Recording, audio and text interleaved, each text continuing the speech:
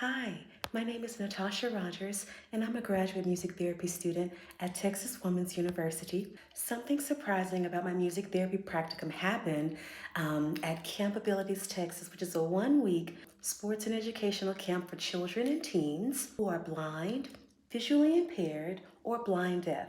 All new camp staff and music therapy students were given goggles during a training. Here are some of the lessons that I'm learning. When they gave me my goggles, the goggles resembled my actual vision, like how I see the world in real time every day since I was born. I shared that moment with my professor because I'm like, oh my gosh, my eyes are closed so that I can demonstrate the lesson that I learned through this experience as a graduate music therapy student. They give us the glasses, I put mine on, and immediately one side of the goggles was totally blurry. You couldn't see any clarity. The other side of the goggles, just regular vision. A little bit blurry, but not too much. There are students and people that live how I'm about to describe what I experienced and the lesson that I learned in that moment. When we had the blackout goggles on, I immediately inside, I tensed up, I froze up. I was afraid to walk. I was afraid to move. I was just really tense and anxious and nervous and scared.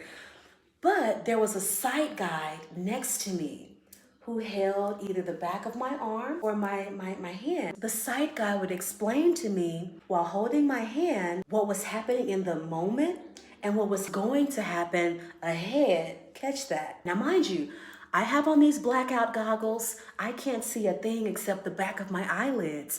I'm scared. My internal rhythm shifted. My knowing of, oh, I can do this, I can walk downstairs, I can walk down a hallway with my eyes closed. It all changed.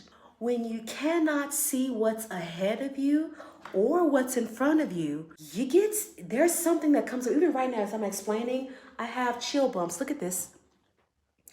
I have chill bumps as I'm explaining this because I'm reliving a personal experience. When something shifted internally in me, I was like, oh, but at the same time, there was a calmness too because I had to rely on my other senses like my hearing, but most importantly, I had to rely on my intuitive senses. We switched roles and then I was the side guide. The lesson that I learned being a side guide in that training was how to be descriptive, how to be accurate, and how to think before I speak.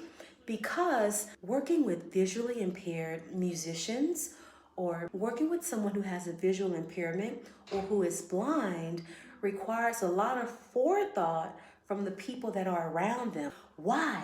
It's all about the safety of the client. That's one of the biggest lessons that I feel like I'm learning, how to really care for others, how to care for myself first, but then how to share that compassion and that empathy and that understanding for someone else who I may not know or may not ever see again in my life, but for this one moment in time, I get a chance to be the best human being I can possibly be. That experience really reflected the slogan of Camp Abilities, a loss of sight, never a loss of vision. I'm going to rewind that, bring it back. A loss of sight, never a loss of vision.